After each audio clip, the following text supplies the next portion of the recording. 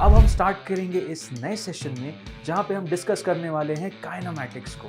जैसा कि मैं आपको बता चुका हूँ, मैं आपको तरीका बताऊंगा, मैं आपको रास्ता बताऊंगा। कमेंट में मुझे बताओगे कि ऐसा कौन सा सिनेरियो होता है जबकि एवरेज स्पीड और एवरेज डिस्प्लेसमेंट का मैग्नीट्यूड बराबर होता है। आप ही करोगे क्योंकि आप ही को एग्जाम लिखना है और ट्रस्ट में आंसर निकालोगे, आपको समझ में आएगा, आपका कॉन्फिडेंस कितना बूस्ट अप हो गया। ठीक है, आप चेंज इन वेलोसिटी निकाल सकते हो और साथ ही साथ एवरेज एक्सेलरेशन भी निकाल सकते हो। ऊपर जाने में कम टाइम, नीचे आने में ज़्यादा टाइम। तो टाइम ऑफ डिसेंट जो होता है वो ज़्यादा होता है टाइम ऑफ एसेंट से। आप सोचते हो आप ग्राउंड पे रेस्ट पे हो, बट ग्राउंड अर्थ तो मूव कर रहा है, रोटेट हो रहा है। रोटेट छोड़ो, रिवॉल्व कर रहा है, और रिवॉल्व छोड़ो, सन खुद गैलेक्सी मूव कर रहा है, और वो छोड़ो, गैलेक्सी खुद दूर जा रही है। सोच रहे हो ये होगा इस केस में थीटा, तो यहाँ पे ये थीटा होगा, ये वाला थीटा नहीं होगा। याद रखना, बहुत इंपॉर्टेंट पॉइंट है। बहुत लोग कंफ्यूज हो जाते हैं कि एंगल बिटवीन ऑफ वेक्टर्स कैसे मेजर करते हैं। मैक्सिमम हाइट के लिए वी इक्वल टू 0 लेते हैं, we square minus you square equal to 2s करते हैं। एस की वैल्यू मैक्सिमम हाइट होती है। समझ में आ गया? यही सिंपल फंडा हर जगह यूज करना है। अब relative motion in two dimension में जो सबसे इंपॉर्टेंट और सबसे पहला केस आता है वो आता है रिवर बोट प्रॉब्लम। ठीक है, hello everyone, I welcome you back again with this NEET सारांश series in which we are covering all the topics जो कि आपके नीट 2023 में आने वाले हैं। एंटायर 11th, एंटायर 12th बहुत ही क्रिस्प और क्रिस्टल तरीके से हम यहाँ इन्फिनिटी लर्न नीट के चैनल पे क्लियर करेंगे। सो आई सपोज आपने प्रीवियस सेशन देख लिया होगा जिसमें हमने physical world, units and measurements, measuring instruments और कुछ बेसिक मैथ्स के कॉन्सेप्ट्स डिस्कस किए थे। अब हम स्टार्ट करेंगे इस नए सेशन में जहाँ पे हम डिस्कस करने वाले हैं काइनेमैटिक्स को, जिसमें हम मोशन इन वन डायमेंशन और मोशन इन टू डायमेंशन के सारे कॉन्सेप्ट्स और न्यूमेरिकल्स को सॉल्व करेंगे। जैसा कि मैं आपको बता चुका हूँ, मैं आपको तरीका बताऊंगा, मैं आपको रास्ता बताऊंगा, पाना आपको है। ठीक है, सो क्वेश्चंस मैं आपको बताऊंगा कैसे करना है and you will have to find it. और आप मुझे कमेंट्स में बताओगे कोई भी डाउट, कोई भी क्वेरी होती है या कोई भी आपको प्रॉब्लम होती है, so we will resolve that. Okay, so start करते हैं सबसे पहले कॉन्सेप्ट से। अब देखो, काइनेमैटिक्स है तो सबसे बेसिक चीज तो हो जाती है डिस्टेंस और डिस्प्लेसमेंट, और उससे बेसिक होता है पोजीशन। ठीक है, सबसे पहले तो आपको एक पोजीशन पता होनी चाहिए किसी भी ऑब्जेक्ट की रेफरेंस पॉइंट के फ्रेम से। अब चेंज इन पोजीशन बेसिकली क्या कहलाता है? दैट इज डिस्प्लेसमेंट, राइट, जिसे हम शॉर्टेस्ट डिस्टेंस भी बोलते हैं। और डिस्टेंस बेसिकली क्या होता है? Distance is the actual path length. Okay, now वहां से कॉन्सेप्ट अब आता है एवरेज वेलोसिटी का। सो एवरेज वेलोसिटी मैं इसलिए यहां पे आपको एक टॉपिक पढ़ा रहा हूं क्योंकि इससे डायरेक्ट क्वेश्चंस भी आए हैं and you should know what actually it is. Average velocity ये नहीं होता सारी वेलोसिटीज का सम करके divide by the number of velocities. It has a particular framework and that is कि आप जो भी डिस्प्लेसमेंट आपकी आ रही है डिवाइडेड बाय टोटल टाइम। अब डिस्प्लेसमेंट क्या होती है? Change in position. So final position minus initial position divided by delta t, this gives you actually the value of displacement. Okay, so delta r vector divided by delta t, this basically tells you what is the direction of your average velocity. And average speed क्या होगी? average speed is simple, that is the total distance divided by the total time. ठीक है, अच्छा, आप comment में मुझे बताओगे कि ऐसा कौन सा सिनेरियो होता है जबकि एवरेज स्पीड और एवरेज डिस्प्लेसमेंट का मैग्नीट्यूड बराबर होता है? कौन सा एक पर्टिकुलर मोशन होता है? I want the answers in the comment जिसमें एवरेज स्पीड और एवरेज वेलोसिटी सेम होते हैं और बराबर होते हैं। एंड साथ ही साथ ये भी बताना मुझे कि क्या एवरेज स्पीड, मैं आपको बता रहा हूं, average speed basically is always greater than or equal to average velocity. ठीक है, एवरेज स्पीड जो होती है हमेशा ग्रेटर देन और इक्वल टू एवरेज वेलोसिटी होती है। रीजन ये है क्योंकि डिस्टेंस जो होता है वो हमेशा डिस्प्लेसमेंट से बड़ा ही होता है या फिर मैक्सिमम उसके बराबर हो सकता है।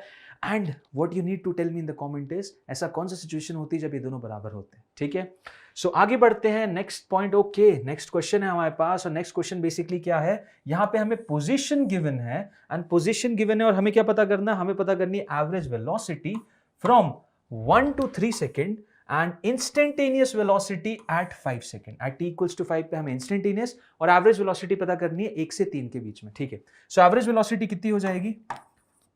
Average velocity is what? It is change in position upon change in time. मतलब final position at t equals to 3 minus position at t equals to 1 divided by the total time distance that is 3 minus 1। ठीक है, so position at t equal to 3 कितनी हो जाएगी? Position at t equal to 3 हो जाएगी 3 into 3 square plus 2 into 3 plus 5, ये होगी मेरी final position, minus initial position क्या हो जाएगी, t इक्वल टू 1 यहां रख दो, तो 3 into 1 square plus 2 into 1 plus 5 divided by जो टोटल टाइम है बेसिकली 2। तो यहां से देखो आपको आंसर आ जाएगा। आई सपोज आप इसका फटाफट आंसर निकाल लोगे, ये आ गई आपकी एवरेज वेलोसिटी। अब इंस्टेंटेनियस वेलोसिटी कैसे निकालें? सो इंस्टेंटेनियस वेलोसिटी बेसिकली क्या होती है मेरी, that is dx by dt। ठीक है, क्योंकि ये मोशन इन 1D की बात कर रहा हूं इसलिए dx बाई dt। जैसे मोशन इन 2D या 3D में जाता हूं तो x की जगह r आ जाता है। ठीक है, सो dx बाई dt बेसिकली मेरी हो जाएगी।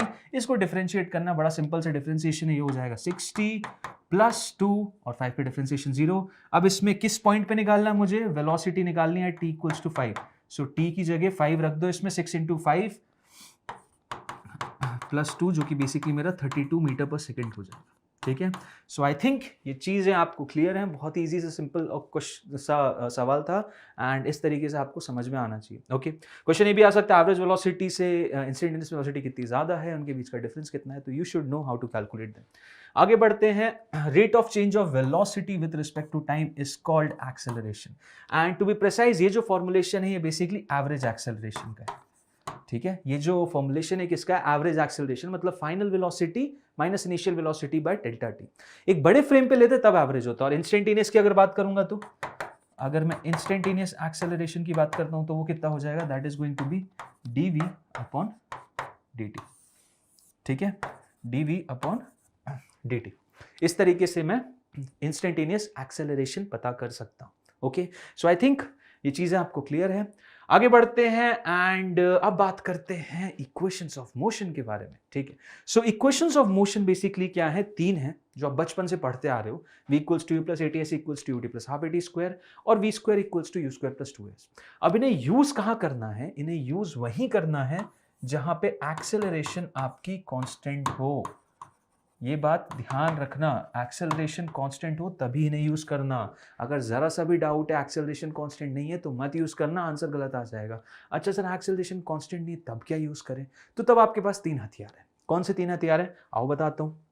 अगर एक्सेलरेशन कांस्टेंट नहीं है तो सबसे पहला तो आपका पास हथियार है, that is v equals to dx by dt। ठीक है, या तो रिलेशन आपकी x और टाइम x का पोजीशन का टाइम के साथ रिलेशन होगा, तो इस तरीके से आप वेलोसिटी पता कर सकते हो। या फिर आप a is equal to dv by dt, मतलब इसी एक्सप्रेशन को एक बार और डिफरेंशिएट कर दो, या d square x upon dt square. ठीक है, अगर ये कर देते हो तो भी आपका एक्सेलरेशन पता चल जाएगा।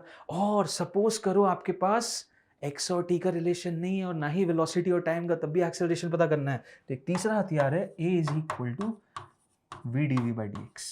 ठीक है, ये कब आप यूज कर सकते हो, जब आपके पास वेलोसिटी और x का रिलेशन हो, तब आप इस तरीके से यूज कर सकते हो। अच्छा ठीक है सर, ये तो हम यूज कर सकते हैं बिल्कुल। और जहां भी हमें डाउट हो कि यार एक्सेलरेशन कांस्टेंट है नहीं है, वहां हमें इनको यूज नहीं करना है। अच्छा, कोई एक केस जहां पे इन्हें यूज कर सकते हैं, motion under gravity, free fall motion जहां भी होगा वहां पे आप बहुत ही इजीली इनको यूज कर सकते हो, जब तक कि फ्री फॉल मोशन आपका near the surface of earth, क्योंकि वहां पे acceleration due to gravity constant रहेगी एंड वहां पे हम इक्वेशंस ऑफ मोशन बहुत इजीली यूज कर सकते हैं। So you should know them clearly. इससे रिलेटेड हम क्वेश्चन भी करेंगे। नेक्स्ट जो हमारा एक फॉर्मुलेशन है जो कि बहुत इंपॉर्टेंट है, that is displacement in nth second. nth second में कितनी डिस्प्लेसमेंट होती है, तो ये फॉर्मूला आपको पता होना चाहिए, जहां पे u क्या होता है आपका इनिशियल वेलोसिटी, a क्या होता है एक्सेलरेशन, n होता है वो nth सेकेंड। ठीक है, और इस तरीके से आप डिस्प्लेसमेंट इन nth सेकेंड निकाल सकते हो। होता क्या है ये, चलो बता देता हूं आपको। सपोज ऑब्जेक्ट यहां से आपका चालू हुआ, ठीक है, u वेलोसिटी से चालू हुआ। अब सपोज t इक्वल टू 1 पे यहां पहुंचा, t इक्वल टू 2 पे यहां पहुंचा, ऐसे ही आगे बढ़ते बढ़ते t is equal to n-1 पे यहां पहुंचा और t is equal to n पे यहां पहुंचा। ठीक है, इस पूरी लाइन में वो इस तरीके से ऐसे ट्रैवल कर रहा है। ओके, अब देखो ये जो दूरी है ये क्या कहलाती है, ये फर्स्ट सेकंड की दूरी कहलाती है कि travelled the distance travelled in first second. ये क्या कहलाता है, डिस्टेंस ट्रैवल्ड इन सेकंड। इसके आगे t इक्वल टू 3 और 2 के बीच में distance travelled in third second. तो ये दूरी क्या कहलाएगी, n-1 से n तक की, ये कहलाएगी distance travelled in nth second. Okay and यही है जो वैल्यू यहाँ पे हमने लिखी है कि nth सेकेंड में जो डिस्टेंस है उसकी वैल्यू क्या आएगी u plus A by two, जहाँ a एक्सेलरेशन 2n माइनस 1, ठीक है। सो इस फॉर्मुलेशन को आप याद रख लो, डायरेक्ट सवाल आते हैं और आप बहुत इजीली सॉल्व कर सकते हो। इससे रिलेटेड एक क्वेश्चन भी आपको बताता हूँ कि a body covers a distance of 4 metre in third second and 12 metre in fifth second. समझ रहे हो? बहुत इजीली देखो कितना आंसर निकालना है। डिस्प्लेसमेंट कितना है ये फॉर्मूला याद रखो, s इज इक्वल टू कहाँ गया u plus A by two 2n minus 1, ठीक है।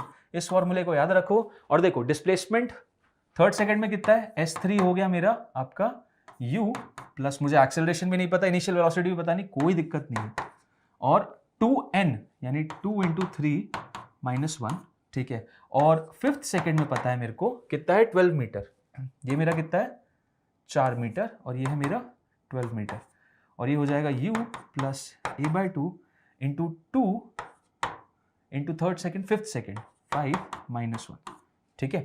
सो ये दो रिलेशन आ गई मेरे पास। देखो equations of motion, basic equation of motion नहीं, ये लीनियर इक्वेशन इन 2 वेरिएबल है, जहां पे एक वेरिएबल u है और दूसरा a है। आराम से निकाल नहीं सकते u और a की वैल्यू, इन दोनों को सॉल्व करके बिल्कुल निकाल सकते हो। और u और a सॉल्व कर लिया तो फिर क्या पता करना है, how far it will move in the next 3 second.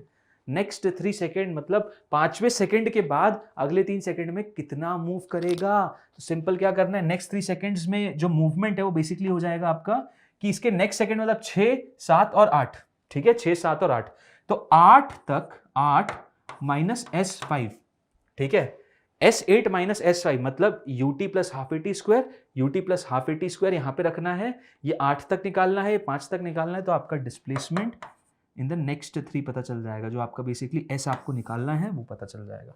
मैंने आपको तरीका बताया है, सॉल्व कौन करेगा, सॉल्व आप करोगे, आप ही करोगे, क्योंकि आप ही को एग्जाम लिखना है और ट्रस्ट में आंसर निकालोगे, आपको समझ में आएगा, आपका कॉन्फिडेंस कितना बूस्ट अप हो गया, ठीक है। बट ये तरीका आपको पता होना चाहिए, ठीक है, ये तरीका आप लोगों को। और सबसे इंपॉर्टेंट, मैं जितने भी क्वेश्चंस कराऊंगा आप मेरे करने से पहले वीडियो को पॉज करो और उसको पहले खुद ट्राई करो, और ट्राई करने के बाद देखो आपका आंसर आ रहा है कि नहीं आ रहा, तो फिर आप मुझे बताओ कि यस ये प्रॉब्लम है या सर कैसे इस चीज़ को रिजॉल्व कर सकते हैं। ओके, सो बहुत ही प्यारा क्वेश्चन था एंड ये नीट में भी आ चुका है, सो you should no it. Okay, आगे बढ़ते हैं नेक्स्ट क्वेश्चन की तरफ। ये भी बहुत बढ़िया क्वेश्चन है कि for a particle moving along X axis the velocity time graph is as shown in the figure, ठीक है। Find the travelled distance and displacement of the particle. Displacement पता करनी है और डिस्टेंस पता करना है। कैसे पता करेंगे सर? देखो ये ग्राफिकल क्वेश्चन है और ग्राफ्स के बारे में मैं आगे बात करूंगा, बट ये क्वेश्चन पहले सॉल्व कर लेते हैं।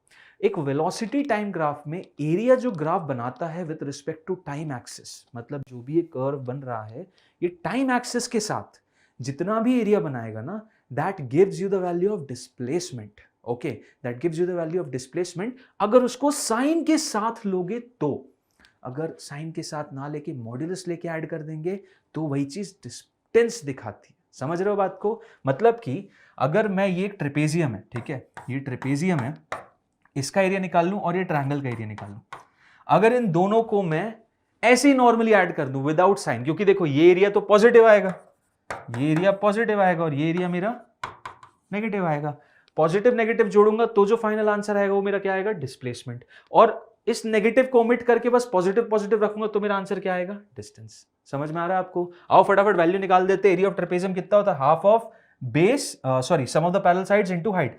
तो इसका जो एरिया आ जाएगा बेसिकली A1 इसका कितना आ जाएगा, हाफ। कितना लेंथ है इसका, 6 है, इसका 2, तो 6 प्लस 2 इंटू हाइट कितनी है, हाइट है सर 8। ओके, ये आ गया। A2 की वैल्यू कितनी है, A2 आ जाएगा मेरा half base into height, base है यहाँ पे 10 में 6 गया 4 और ये है -5, तो हाफ ऑफ 4 इंटू 5, ठीक है। अब A1 प्लस A2 कर दोगे तो क्या आएगा आपका, डिस्टेंस।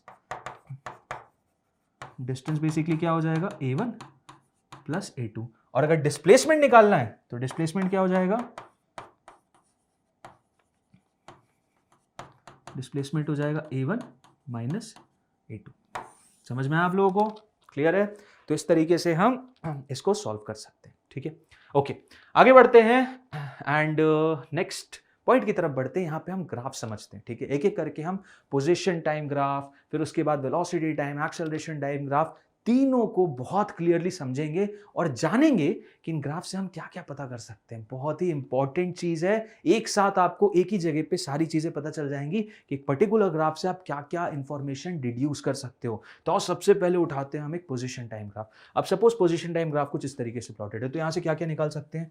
सबसे पहली चीज तो देखो बेटा, मैं डिस्प्लेसमेंट निकाल सकता हूं। क्या होगा डिस्प्लेसमेंट, देखो इस पॉइंट इन टाइम पे मैं यहां पे था, इस पॉइंट इन टाइम पे मैं यहां पे था, ठीक है, बिल्कुल सही सर। यहां पे सपोज मेरी इनिशियल पोजीशन x1 थी और फाइनल पोजीशन x2 थी। अब डिस्प्लेसमेंट कितना हो जाएगा, final position minus initial position, मतलब ये हो गई मेरी डिस्प्लेसमेंट। डिस्प्लेसमेंट कितनी होगी मेरी, x2 माइनस x1। समझ में आया कैसे निकाला, बिल्कुल सर। एवरेज स्पीड भी निकाल सकते हैं क्या सर, अरे बिल्कुल यार, x2 minus x1 divided by ये टाइम हो गया मेरा t1 और ये आ गया मेरा t2। ठीक है सर, परफेक्ट परफेक्ट। अगर सपोज हमें t1 t2 x1 x2 की वैल्यू नहीं पता तो कैसे निकालेंगे ग्राफ से, तो एक और तरीका है। क्या तरीका है, इन दोनों को ज्वाइन कर दो, इन दोनों लाइंस को ज्वाइन करो। देखो इन दोनों लाइन को ज्वाइन किया मैंने, इन दोनों लाइंस को मैंने ज्वाइन कर दिया, ठीक है। इन दोनों लाइंस को अगर मैं ज्वाइन कर देता हूं तो ये जितना भी एंगल ये लाइन बना रही है with respect to time axis, जितना भी एंगल ये बना रही है with respect to time axis theta, so tan theta निकाल दोगे तो भी आपका आंसर आ जाएगा। समझ में आया कैसे निकाल सकते हैं एवरेज वेलोसिटी, किन्हीं दो पॉइंट्स के बीच में निकाल लो, दोनों लाइन को ज्वाइन करो, एंगल पता करो with positive direction of x axis in anti clockwise sense, tan theta ले लोगे आंसर आ जाएगा। ठीक है, सिंपल तरीका है ना, ओके सर। अब इंस्टेंटेनियस वेलोसिटी कैसे पता करें, इंस्टेंटेनियस वेलोसिटी या इंस्टेंटेनियस स्पीड, वो कैसे पता करें। तो देखो instantaneous velocity, instantaneous speed basically अगर मुझे पता करना है तो यहां क्या करूंगा मैं, किसी भी पॉइंट पे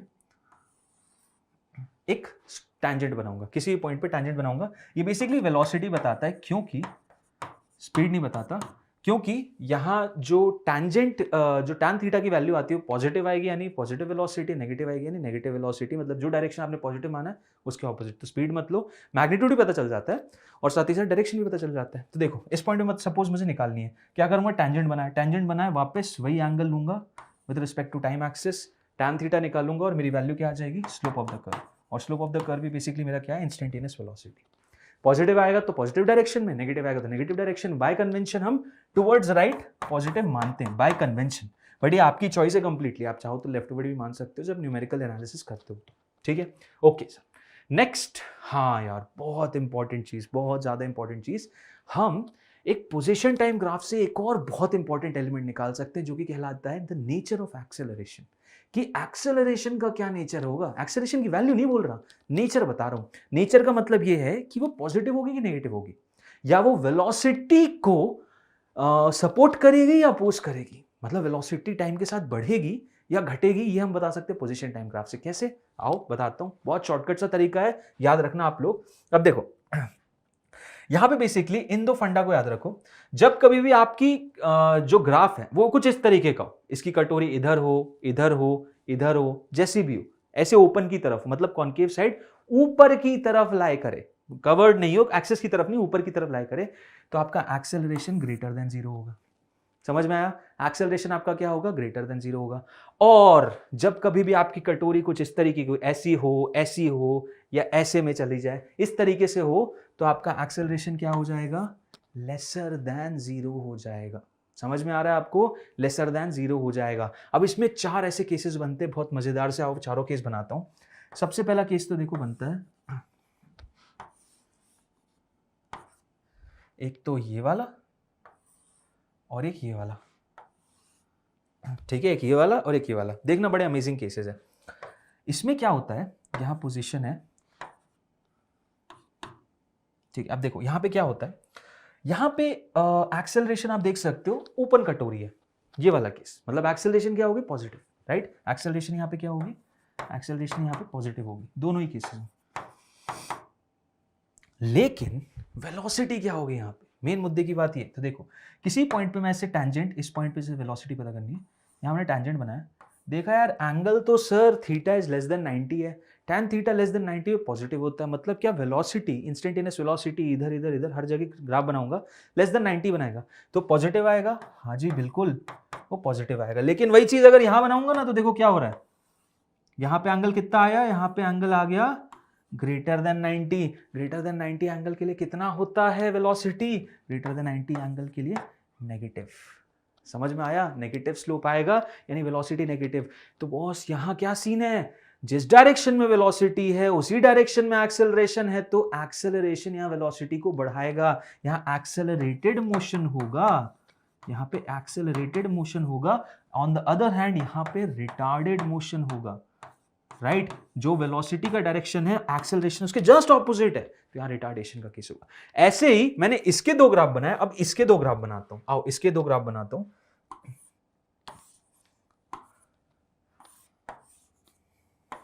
ठीक है, वो रहा इधर। अब ये कुछ इस तरीके से हो सकता है और ये कुछ इस तरीके से हो सकता है। ठीक है, देख लो सेम वही है, ये वाला हिसाब वहां बना दिया। दोनों ही केसेस में एक्सेलरेशन क्या आएगा, दोनों ही केसेस में सर एक्सेलरेशन तो मेरा नेगेटिव रहेगा। बिल्कुल सही, एकदम, ये तो सही चीज बोली आपने। नेक्स्ट उसके अलावा क्या रहेगा कि यहां पे मैं स्लोप बनाता हूं, किसी पॉइंट पे यहां स्लोप बनाया, यहां स्लोप बनाया, सर एंगल तो लेसर देन 90 है, एंगल लेसर देन 90 है तो tan थीटा कितना हो जाएगा, पॉजिटिव। तो वेलोसिटी क्या हो जाएगी मेरी, वेलोसिटी पॉजिटिव हो जाएगी। बिल्कुल सही। यहां पे मैंने स्लोप बनाया, एंगल देखा कितना है, angle is greater than 90, angle greater than 90 है तो वेलोसिटी कितना हो जाएगा, नेगेटिव। ओके सर, तो यहां पे क्या हो रहा है, ये पॉजिटिव ये नेगेटिव, ये वापस केस किसका बन गया, रिटार्डेड मोशन का बन गया। ठीक है, और ये केस किसका बन गया, ये एक्सेलरेटेड मोशन का बन गया। बॉस देखो वेलोसिटी और एक्सेलरेशन सेम डायरेक्शन में, भले नेगेटिव ही हो, बस एक्सेलरेशन नेगेटिव होने से काम नहीं होता। एक्सेलरेशन नेगेटिव मतलब रिटार्डेड नहीं होता, वेलोसिटी को अपोज करेगा तब वो रिटार्डेड मोशन होगा। मतलब समय के साथ वेलोसिटी घटेगी नहीं बढ़ेगी, और इस केस में घटेगी। ठीक है, सो आई थिंक ये चारों ही केसेस आपको क्लियर हैं। तो इस तरीके से मैं आपको ये बताना चाहता हूं कि नेचर आप पता कर सकते हो एक्सेलरेशन का पोजीशन टाइम ग्राफ से। आई सपोज ये क्लियर है। आगे बढ़ते हैं नेक्स्ट और सबसे इंपॉर्टेंट ग्राफ जिसमें मैक्सिमम क्वेश्चंस आते भी हैं, जो कि है वीटी ग्राफ। ठीक है, वेलोसिटी टाइम ग्राफ से आप क्या क्या पता कर सकते हो। सबसे पहले तो चेंज इन वेलोसिटी, यहाँ पे v1 यहाँ पे v2, तो चेंज इन वेलोसिटी। अब चेंज इन वेलोसिटी पता कर दिया तो एवरेज एक्सेलरेशन तो बाएं हाथ का खेल है, v2 minus v1 upon t2 minus t1। और अगर मुझे ये वैल्यूज नहीं पता, ग्राफिकली पता करनी, तो क्या करूंगा, मान लो सपोज ए पॉइंट से बी पॉइंट के बीच में मुझे एवरेज वेलोसिटी पता करनी है, एवरेज एक्सेलरेशन, तो इन दोनों को ज्वाइन कर दिया, ज्वाइन किया। ठीक है, ये देखते कितना एंगल बना रही है, ये एंगल बना रही है थीटा। ओके, ये थीटा एंगल बना रही है। सो tan थीटा बेसिकली क्या हो जाएगा, average acceleration. tan theta basically मेरा क्या हो जाएगा, average acceleration v2 minus v1 upon t2 minus t1। ठीक है, इस तरीके से भी निकाल सकता हूं। अब इंस्टेंटेनियस एक्सेलरेशन सपोज निकालना है मुझे, इंस्टेंटेनियस एक्सेलरेशन निकालना है किसी पॉइंट पे, तो क्या करूंगा, उस सिंपली पॉइंट पे क्या, एक टैंजेंट बना दो सर। इस पॉइंट पे एक टैंजेंट बना दिया, ये देखो ये रहा मेरा टैंजेंट, टैंजेंट बना है। tan थीटा की वैल्यू कितनी हो जाएगी, स्लोप ऑफ द कर्व के बराबर, right, slope of the curve के बराबर मेरी क्या आ गई, इंस्टेंटेनियस एक्सेलरेशन। डिस्प्लेसमेंट पता करना है, डिस्प्लेसमेंट कैसे पता करोगा, डिस्प्लेसमेंट कैसे पता करूं सर, देखो सिंपल सी चीज है। आप इंस्टेंटेनियस एक्सेलरेशन वैसे कैसे पता कर रहे थे, इंस्टेंटेनियस एक्सेलरेशन आप इसलिए पता कर रहे थे क्योंकि a equals to dv by dt होता है। dv by dt basically signifies the slope of the curve. Okay, it signifies the slope of the curve और बेसिकली tan ऑफ थीटा। इस तरीके से आप एनालिसिस निकाल रहे थे कि एक्सेलरेशन स्लोप होगा।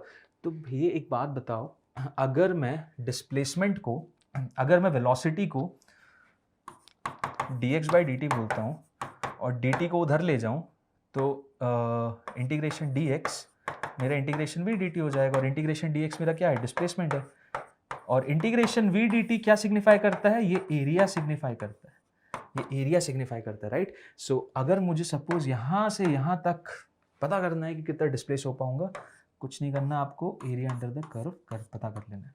ये प्रॉब्लम हमने सॉल्व भी की थी क्वेश्चन में जस्ट 2-3 स्लाइड पहले। तो यू शुड नो कि डिस्प्लेसमेंट हम इस ग्राफ से निकाल सकते हैं। ठीक है, आगे बढ़ते हैं नेक्स्ट की तरफ। एक्सेलरेशन टाइम ग्राफ ज़्यादा यूज नहीं होता और बहुत सिंपल सी एक चीज़ बस आप निकाल सकते हो, that is change in velocity. ठीक है, आप चेंज इन वेलोसिटी निकाल सकते हो और साथ ही साथ एवरेज एक्सेलरेशन भी निकाल सकते हो। कैसे, सिंपल सा फंडा है, a equals to dv by dt है, इसको उधर ले जाओ और इंटीग्रेट कर दो, तो इंटीग्रेशन dv मेरा इंटीग्रेशन a dt हो जाएगा, और ये v1 से v2, ये t1 से t2।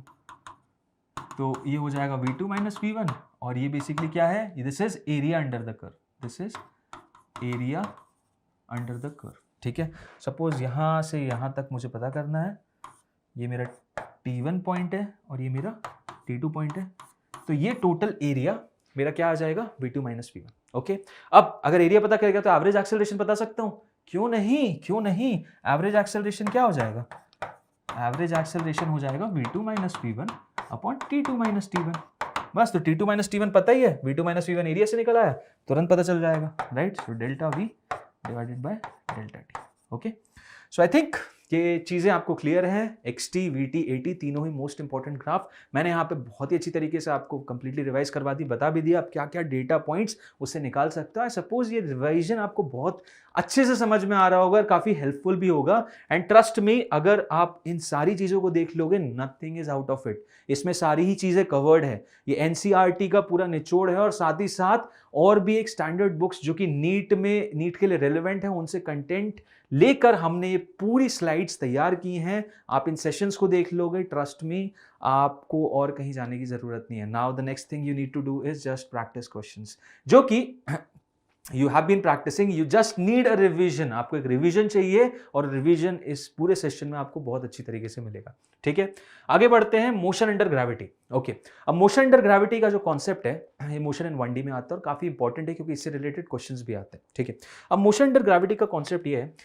कि every object which is situated near the surface of earth will be attracted towards it because of gravitational force, and जो acceleration due to gravity है वो कितनी हो जाती है, that is equal to 9.8 meter per second square, always towards earth. Okay, and this is constant, that's the reason हम इसमें equations of motion बहुत easily use कर सकते हैं। ठीक है, equations of motion का ही पूरा गेम है और बस खत्म, equations of motion use करो और फाइनल आंसर निकालो। ठीक है, मोस्ट ऑफ द केसेस में 10 ले लेते हैं हम, unless and until not mentioned clearly, हम 10 मीटर पर सेकंड स्क्वायर से लेते हैं। अब क्योंकि यार देखो 4 ऑप्शन है, आप 9.8 गिवन भी हो ना तो भी 10 लेना, अप्रोक्सीमेटली आंसर निकालो, और ये बस देख लेना ऑप्शंस बहुत क्लोज ना हो, अगर ऑप्शंस बहुत क्लोज होंगे तो प्रॉब्लम में फंस जाओगे, अन्यथा आप 10 लेके चलो, अप्रोक्सीमेशन से आंसर निकालो, बहुत ईजिली मैं इसी तरीके से निकालता था एंड बहुत ईजिली आंसर भी आते थे। ठीक है, सो अब इन्हीं को यूज करके कुछ क्वेश्चन सॉल्व करते हैं, थोड़ा मजा आएगा। Two bodies of different masses MA and MB are dropped from two different heights A and B. Okay, the ratio of the time taken by the two to cover these distances are, कितना time लगेगा इन दोनों bodies को ये A और B distance cover करने में, चलो पता करते हैं। अच्छा, मास भी दिया हुआ है अलग अलग, मास का कुछ रेलेवेंस है, मास का कोई रेलेवेंस नहीं है, irrespective of their masses they will fall with the same rate of acceleration, and we never consider basically air resistance into action, that's the point, air resistance को हम consider नहीं करते हैं, इसीलिए यहाँ masses बस उसने दे दिए, there is no significance behind it। ठीक है, so अब देखो हाइट रही A और B, रेशियो बता दो टाइम का कितना होगा, ड्रॉप कर रहे हो तो इनिशियल वेलोसिटी तो देखो दोनों केसेस में 0 रही। ठीक है, यहाँ पे A है और यहाँ पे B है, कैसे पता करेंगे सर, टाइम का कौन सा रिलेशन, कौन सी इक्वेशन ऑफ मोशन यूज करना है, कौन सी यूज करूं sir, S is equal to ut plus half at square use करो ना यार, करो इसको, ये तो कैंसिल हो जाएगा क्योंकि इनिशियल वेलोसिटी 0, देख पा रहे हो, displacement is equal to half at square, acceleration दोनों में सेम, टाइम t स्क्वायर से डायरेक्टली रिलेटेड है डिस्प्लेसमेंट, यानी a बाय b, अगर a is to b है, that is going to be equal to TA is to TB whole square। तो हमें क्या पता करना है, the ratio of the time taken by the two to cover these distances, हमें TA is to TB का ratio पता करना है, तो TA is to TB कितना हो जाएगा, that is going to be under root of A by B। Option है क्या, ऑप्शन है, हाँ जी सर, ऑप्शन नंबर सी ये करेक्ट आंसर है, बिल्कुल कोई डाउट ही नहीं है, समझ में आया। ठीक है, अच्छा कभी कभी you can also get questions जहाँ पे एयर ड्रैग का कॉन्सेप्ट आ जाए, बोले कि अब चलो ठीक है तुम्हारे लिए एक मजेदार सिचुएशन बनाते हैं और एयर रेजिस्टेंस को कंसीडर कर लो, क्या कर लो, एयर रेजिस्टेंस को कंसीडर कर लो, तो क्वेश्चन तुम्हें न्यूमेरिकली पूछ सकते हैं या नॉर्मली एक सब्जेक्टिव काइंड ऑफ भी पूछ सकते हैं, तो तुम्हें पर्टिकुलर कॉन्सेप्ट समझ में आना चाहिए और पता भी होना चाहिए कि क्या होता है motion under gravity under air drag situation.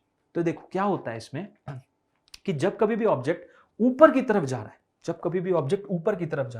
Suppose एक बॉल है, उसको मैंने ऊपर की तरफ प्रोजेक्ट किया, अभी ऊपर जा रही है, तो यार throughout the motion acceleration due to gravity तो लग ही रहा है, राइट? बिल्कुल sir, throughout the motion acceleration due to gravity तो लग ही रहा है। और एयर ड्रैग क्या करता है ना, जो भी वेलोसिटी उसके ऑपोजिट डायरेक्शन में लगता है, मतलब ऊपर जा रहा है, वेलोसिटी ऊपर की तरफ है, तो एयर ड्रैग नीचे की तरफ लगेगा। यानी एक एक्स्ट्रा एक्सेलरेशन होगा किसकी वजह से? इस एयर ड्रैग की वजह से।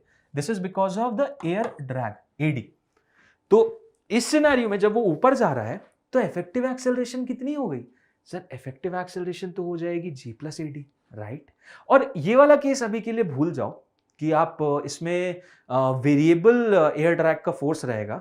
नॉर्मली तो यही होता है कि जितनी ज्यादा वेलोसिटी उतना ज्यादा एयर ड्रैग, मतलब वेलोसिटी डिपेंडेंट है। बट लेकिन अगर वो करोगे तो फिर आप इक्वेशन ऑफ मोशन यूज नहीं कर सकते, ठीक है? समझ जाना, acceleration due to gravity, acceleration जब कांस्टेंट है तभी इक्वेशन ऑफ मोशन है। तो यहाँ पे यही मान रहा हूं कि the force due to air drag, force due to air drag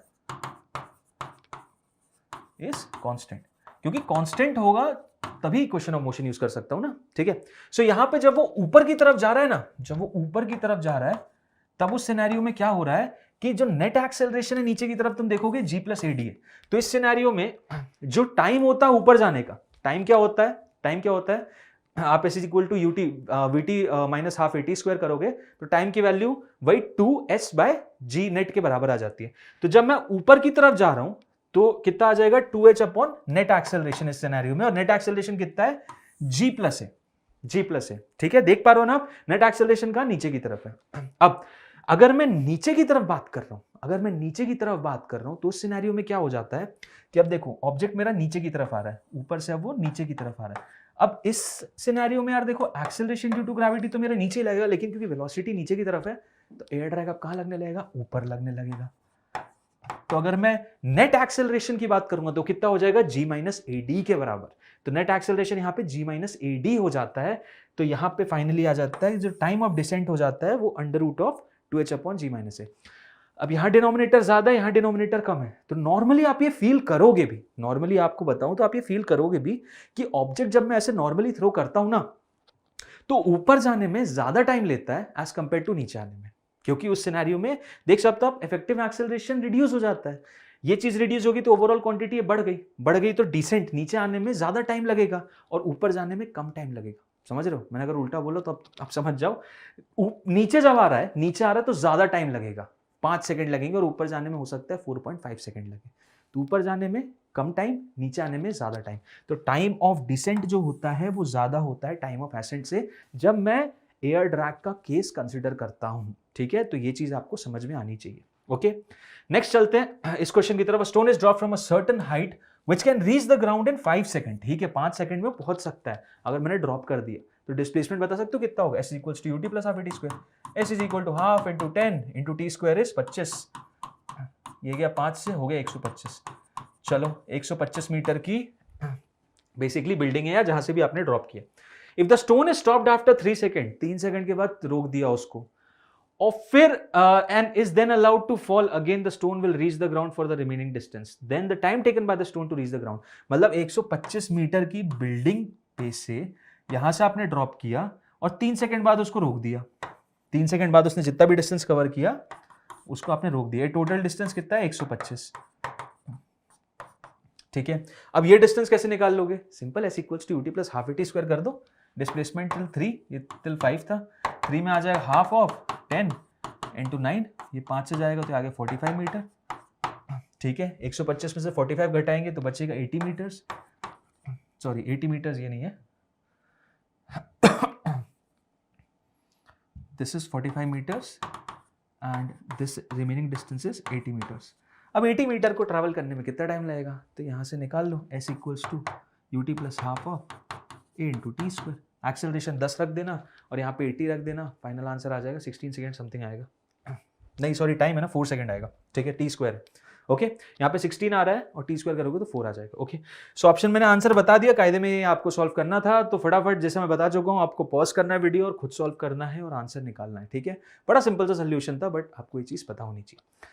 आगे बढ़ते हैं नेक्स्ट की तरफ। Galileo's law of odd numbers, क्या है कॉन्सेप्ट? देखो इस पे सच कुछ बहुत ज़्यादा अलग सी चीज़ नहीं है, आप ये ऑलरेडी पता कर सकते हो, बट कभी कभी डायरेक्ट क्वेश्चन आ जाता है ना कि यार suppose a ball is dropped, okay, a ball is dropped और thrown in the upward direction, what is the ratio of the displacements in consecutive seconds, मतलब कि फर्स्ट सेकेंड में वो इतना चला, सेकेंड सेकेंड में वो इतना चला, तीसरे में इतना चला, चौथे में इतना चला, पांचवें में इतना चला। तो Galileo law of odd number वही बोलता है कि जो रेशियो होता है ना सक्सेसिव डिस्टेंसेस का, वो बेसिकली ऑड नंबर्स का रेशियो होता है। मतलब S1 is to S2 is to S3 is to S4 जो होगा वो 1 is to 3 is to 5 is to 7 के बराबर होगा, S is to 9 10 11 odd numbers का। यही है Galileo's law of odd numbers, ठीक है।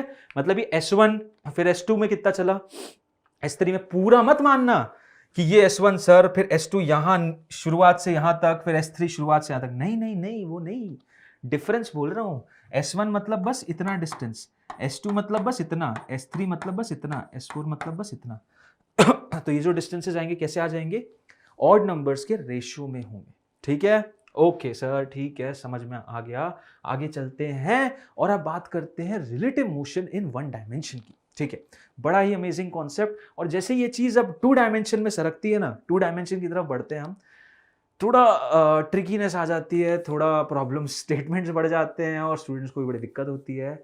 दिक्कत की बात नहीं है, देखो यार, रिलेटिव मोशन मुझे बहुत अच्छा लगता है, ट्रस्ट में मजा आता है, क्योंकि ये ऐसी चीज है जो आंख बंद के फील कर सकते हो आप। आंख बंद करके फील करो और समझोगे, रियल में समझोगे कि रिलेटिव मोशन का कॉन्सेप्ट क्या है। तो मैं 1 मिनट लेता हूँ वही चीज समझाने के लिए कि देखो यार, प्रॉब्लम पता है कहाँ आती, प्रॉब्लम यहाँ नहीं आती। मतलब मैं ऐसे खड़ा हूँ, I am at standing still, and यहाँ से मेरे सामने कोई ट्रेन इधर जा रही है, उधर जा रही है, इधर जा रही है, बड़े आराम से मैं मोशन एनालाइज कर सकता हूँ, वेलोसिटी देख सकता हूँ, पोजीशन देख सकता हूँ। अब प्रॉब्लम पता है कहाँ है, मैं इधर जा रहा हूँ, ट्रेन उधर जा रही है। अब भैया समझ के बताओ, अब आ जाती है दिक्कत, अब आ जाती है दिक्कत। तो रूट समझो ना, रूट क्या था कि जब तक मैं I was standing, I was in moving, till that time the motion, जो मोशन मुझे समझना कितना ईजी था, but as soon as I begin to move, things become tricky. Now I cannot get the fact. So let's use mathematics to create a visual environment in which I'm again standing, in which I'm again at rest, and whatever motion I was doing, let's consider कि वो motion मैंने उस car को दे दिया। क्योंकि देखो relative दुनिया है यार, आप सोचते हो आप ग्राउंड पे रेस्ट पे हो, बट ग्राउंड अर्थ तो मूव कर रहा है, रोटेट हो रहा है, रोटेट छोड़ो रिवॉल्व कर रहा है, और रिवॉल्व छोड़ो सन खुद गैलेक्सी मूव कर रहा है, और वो छोड़ो गैलेक्सी खुद दूर जा रही है। सोच रहे हो कहां से आप खुद ही एक रिलेटिव वर्ल्ड में रहते हो। ओके, सो पॉइंट यहां पे यही है, इसी कॉन्सेप्ट को यूज करके कि मैं अपने फ्रेम को हमेशा रेस्ट में मान लूंगा। जिस फ्रेम से भी मैं ऑब्जर्व करूंगा, मैं जाके उसमें बैठ जाऊंगा और बोलूंगा भाई अपन रेस्ट पे हैं, और दूसरी बॉडी जो है वो मूव कर रही है, और सिंपल हमें बस उसके मोशन को ऑब्जर्व करना है, खुद तो मूव होना ही नहीं है। और दूसरी चीज ये करना है, इसमें तो कुछ नहीं, इसमें तो नॉर्मली सीधी लाइन में होता है। दूसरे चैप्टर में वेक्टर्स के थ्रू हम बस वेक्टर एडिशन कर देंगे, अपनी वेलोसिटी का वेक्टर उसको दे देंगे और बोलेंगे भाई वेक्टर एडिशन करो, और बैठ के यहीं पे रसगुल्ले खाओ और उसका मोशन एनालाइज करो और क्वेश्चन लेके पकड़ दो, ठीक है। तो आओ देखो, रिलेटिव पोजीशन का कॉन्सेप्ट बेसिकली होता है कि सपोज मेरी ये रेफरेंस पॉइंट है, ये रेफरेंस पॉइंट है, ओरिजिन है, जो भी है, यहां से मैं यहां पे हूं, ये यहां पे है। अब भैया ठीक है, इसके रेफरेंस में तो बता दिया आपने, इसके रेफरेंस में मेरी पोजीशन हो गई R1, इसके रेफरेंस में मेरी पोजीशन हो गई R2। अब इस सेकेंड ऑब्जेक्ट की पोजीशन बताओ मेरे रेफरेंस में, सेकेंड ऑब्जेक्ट की पोजीशन बताओ मेरे रेफरेंस में, क्या होगी। तो सर मुझे सेकेंड की पता करनी है ना, मुझे सेकेंड की पता करनी है मेरे रेफरेंस में, मतलब इसको इस तरीके से लिखूंगा R(2) विद रिस्पेक्ट टू 1, बीच में डालूंगा मैं ग्राउंड फ्रेम, और देखो ग्राउंड फ्रेम डालते ही कैसा हो जाता है, R2 वेक्टर G इधर भी आ जाता है और G इधर भी आ जाता है, ठीक है। अब देखो R(2) with respect to ground तो समझ में आता है, क्योंकि ग्राउंड ये रहा, रेफरेंस फ्रेम ही मेरा ग्राउंड है, तो R(2) with respect to ground तो समझ में आता है ये रहा, but R(ground) with respect to 1 नहीं समझ आ रहा। एक काम करते सर, इसको यहां पे शिफ्ट कर देता हूं, इसको यहां पे शिफ्ट कर देता हूं, और जैसे ही मैं इसको फ्लिप करूंगा यहां का साइन नेगेटिव हो जाएगा, तो R2G माइनस R1G। हाँ अब समझ आ रहा है, position of 2 with respect to ground ये रही, position of 1 with respect to ground भी ये रही। ओके, दोनों पोजीशन समझ में आ गई, ठीक है। अब क्या करना है, इन दोनों वेक्टर्स का वेक्टर एडिशन करना है। बेसिकली मैं मोशन इन 2 डायमेंशन का कॉन्सेप्ट बता रहा हूं, अभी से ही समझ जाओ, क्योंकि देखो इसमें एज सच कुछ बहुत ज्यादा अलग नहीं है, ठीक है। तो R2G माइनस R1G कैसे करेंगे, R2G वेक्टर ये रहा सर, और R1G वेक्टर का नेगेटिव, मतलब इधर इन दोनों वेक्टर्स को जोड़ना है, इन दोनों वेक्टर्स को जोड़ना है, तो फाइनली देखो आंसर इधर से इधर जा रहा है, यानी ये हो जाएगा, this is basically your position of 2 with respect to 1। समझ में आया? ये आ जाएगा मेरा आंसर, ये आ जाएगा मेरा answer. Okay, R21 vector addition आने वाली स्लाइड में ये समझ जाएंगे, लेकिन बस ये बता रहा हूँ आप लोगों को कि अब मैंने क्या किया, रेफरेंस पॉइंट को भूल जाओ। अब मैं यहाँ बैठ गया हूँ रेस्ट पे। अब मैं देख रहा हूँ भाई तुमको, अब मैं सेकंड पॉइंट को देख रहा हूँ। अब तू मोशन कर, मैं तेरे को ही एनालाइज करूंगा, खत्म। मैं तो मूव होऊंगा ही नहीं, और अगर मैं मूव होऊंगा भी तो मैं तुझे वेलोसिटी दे दूंगा। समझ रहे हो बात को? सिंपल केस में ऐसी वेलोसिटी भी velocity of 2 with respect to 1 पता करना है, तो v2g vector minus v1g vector. ये ग्राउंड फ्रेम का वेक्टर, मतलब ग्राउंड के फ्रेम से वही रेफरेंस पॉइंट के फ्रेम से जहां से डिफाइंड है। सिमिलरली रिलेटिव एक्सेलरेशन की बात करनी तो a21 भी ये होगा a2 vector minus a1 vector. इन्हीं तरीकों से मैं पता करूंगा relative position, relative velocity and relative acceleration. ठीक है, सो आई थिंक ये लिखने वाली चीजें ज्यादा अच्छे समझ में नहीं आती जब तक क्वेश्चन ना करो। तो आओ चलो एक बार क्वेश्चन करते हैं और समझते हैं क्वेश्चन को। बहुत अच्छा क्वेश्चन है एचसीवी का। देखो, a police car wants to catch a thief who is d meter ahead of it, so he starts running towards it with speed u।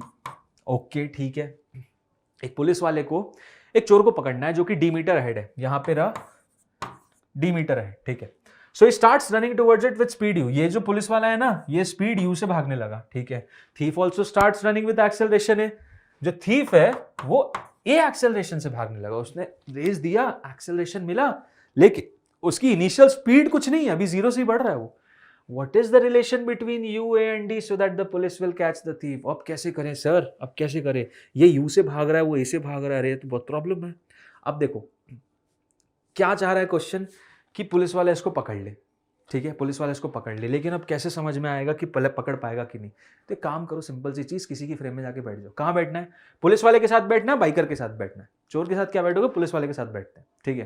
तो देखो, पुलिस वाले के साथ बैठूंगा, जाके बैठ गए उसकी गाड़ी में, और जैसे ही तुम बैठ गए वो रेस्ट पे आ गया, जैसे तुम बैठ गए वो आ गया रेस्ट पे, और वो रेस्ट पे आ गया तो तुम पता देखोगे जादू, जादू ये होगा, ये बाइक वाला तुम्हारी तरफ ऐसे पीछे की तरफ आएगा। समझ रहे हो? ये बाइक वाला तुम्हारे पास पीछे की तरफ आएगा, और अगर तुम बाइकर पे जाके बैठ गए तो बाइक वाला रेस्ट पे आ गया, और ये कार जो है तुम्हारी तरफ आगे की तरफ आएगी, ठीक है। तो तुम जिस फ्रेम में बैठोगे वो रेस्ट पे हो जाएगा। और किसे बैठना? कार में बैठना। चलो कार में बैठते हैं। तो हम क्या करेंगे, हम निकालेंगे ये कांस्टेंट एक्सेलरेशन वाला केस है, तो हम सबसे पहले निकालेंगे initial velocity of this thief with respect to police. Initial velocity of thief with respect to police, बीच में ग्राउंड फ्रेम डालूंगा, तो ये हो जाएगा initial velocity of thief with respect to ground minus initial velocity of police with respect to ground. Okay sir, perfect, एकदम बढ़िया। लो डायरेक्शन वेक्टर के साथ है। Initial velocity of thief with respect to ground क्या है? कुछ इनिशियल वेलोसिटी बताइए। नहीं सर, बस बोला एक्सेलरेशन है, तो ये तो 0 हो गया, बिल्कुल सही। Okay, initial velocity of police with respect to ground बताएं। पुलिस की कोई वेलोसिटी है विद रिस्पेक्ट टू ग्राउंड? हाँ हाँ जी, बिल्कुल है। ग्राउंड की फ्रेम से वो u आगे की तरफ जा रहा है, बाय कन्वेंशन टुवर्ड्स राइट में पॉजिटिव मानता हूं, तो यहाँ पे आ जाएगा plus u। Okay, so initial velocity of thief with respect to police minus u आया, बिल्कुल माइनस u आया। ओके, मतलब अगर मैं पुलिस वैन में बैठा हूं तो अब देखो जादू क्या है, मुझे दिख रहा है कि ये जो बाइकर है इसके पास एक इनिशियल वेलोसिटी है, और इनिशियल वेलोसिटी किस डायरेक्शन में? मेरी तरफ आते हुए इसके पास इनिशियल वेलोसिटी, ठीक है। ऑन अ सिमिलर ग्राउंड क्या एटीपी पता कर सकते हैं? Acceleration of thief with respect to ground, yes, acceleration of thief minus acceleration of police. Okay, perfect sir. Acceleration of thief है क्या कुछ? हाँ हाँ, yes yes, it's plus a, right. Acceleration of police है क्या? No, there isn't any acceleration of police, तो ये आ गया 0।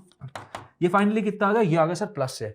ओके, मतलब जरा सिनेरियो बताऊं मैं तुम लोगों को। सिनेरियो देखो, ये हो रहा है कि मैं बैठ गया हूं इसमें, और ये आ गई अब रेस्ट पे, और इस बाइकर के पास एक इनिशियल वेलोसिटी है u इस तरफ, और इसके पास एक एक्सेलरेशन है इस तरफ। समझ में आया? u इधर है और a उधर है, तो ये a इस u को कम करेगा।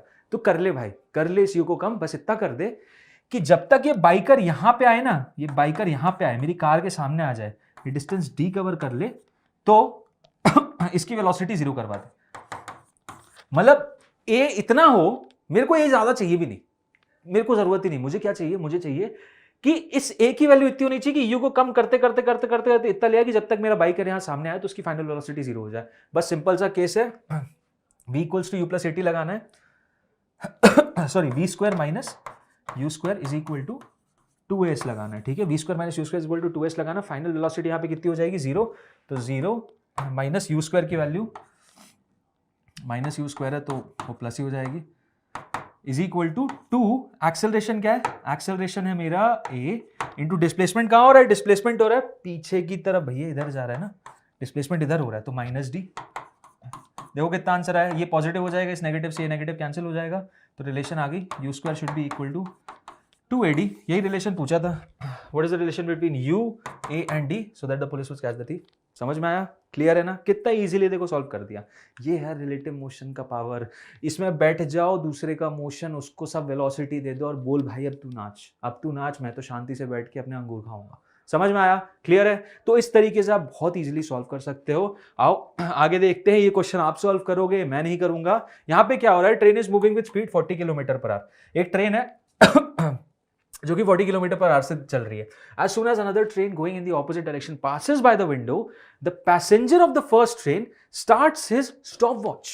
Okay, एक दूसरी है पैसेंजर ट्रेन, ठीक है, दूसरी ट्रेन है जो ऑपोजिट डायरेक्शन में मूव कर रही है। ये ऑपोजिट डायरेक्शन मूव कर रही है और ये जा रही है 40 kmph से, ठीक है। ओके, जैसे ही क्या होता है, इस ट्रेन को यहाँ पे बैठा हुआ एक आदमी है, यहाँ बैठ रहा है एक आदमी, ठीक है, वो देखता है इस ट्रेन को तो अपनी स्टॉपवॉच ऑन कर लेता है and notes that the other train passes the window in 3 second. 3 second में वो देखता है कि इसका इंजन से इसका पीछे वाला गार्ड, इंजन पे ड्राइवर देखता है, चालू करता है, और पीछे वाला जो गार्ड, रेलवे गार्ड होता है, वहां पे जैसे ही देखता है बंद कर देता है, ठीक है। Find the speed of the train going in the opposite direction if it's length is 75 meter, ठीक है। क्या करना है, यहाँ इसके साथ बैठ जाना है, ये रेस्ट पे आ जाएगा, ये रेस्ट पे आ जाएगा, उसकी वेलोसिटी एनालाइज करनी है। एक्सेलरेशन का तो कोई रोल है ही नहीं, तो इस ट्रेन को अगर मैं बी दे दूं, इस ट्रेन को मैं ए बोल दूं, तो फाइनली भैया आपको u of B with respect to A पता करना है, जो कि हो जाएगा u B minus u A. U B मुझे नहीं पता, यू बी ही पता करना है, find the speed of the train ही पता करना है।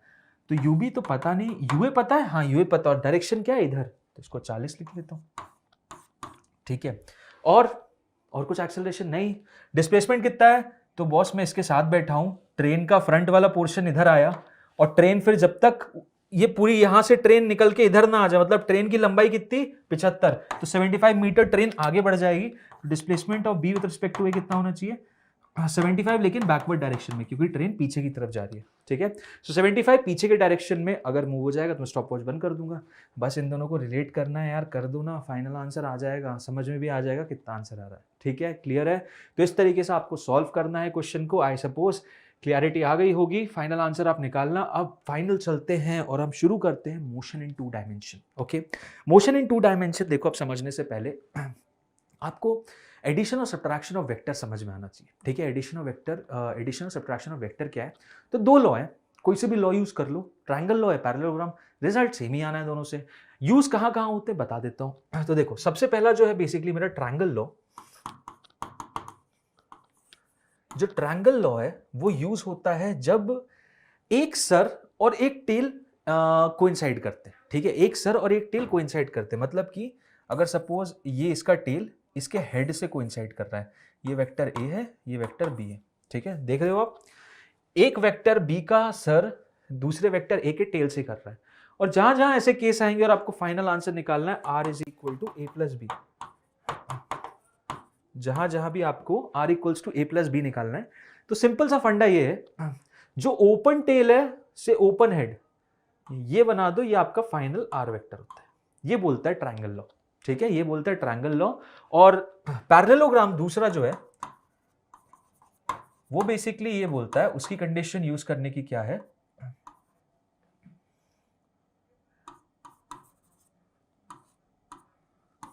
उसकी कंडीशन यूज करने की है कि एक ये रही, एक ये रही, तो जहां पे भी 2 टेल कोइंसाइड करती हैं, 2 टेल कोइंसाइड करती हैं, वहां पर एक पैरेललोग्राम कंस्ट्रक्ट करो, ठीक है, और ये कर दो। आप उसका डायगोनल बनाओ, अगर टेल कोइंसाइड करती है तो यहां भी रिजल्टेंट की टेल होगी, अगर हेड कोइंसाइड कर रहे हो तो रिजल्टेंट की हेड होगी। तो ये आपका आर वेक्टर होता है, ये ए हो गया, ये बी हो गया, ठीक है। ओके, इस केस में भी ये आर वेक्टर आपका ए वेक्टर प्लस बी वेक्टर देता है, ठीक है। ओके, अब रिजल्टेंट क्या होता है भाई, रिजल्टेंट क्या होता है, तो रिजल्टेंट दोनों में एक ही रिजल्ट आता है, R is equal to A square plus B square plus 2ab cos of theta, ठीक है, r equals to A square plus B square plus C B. Theta बहुत इंपॉर्टेंट है। थीटा क्या बोलता है?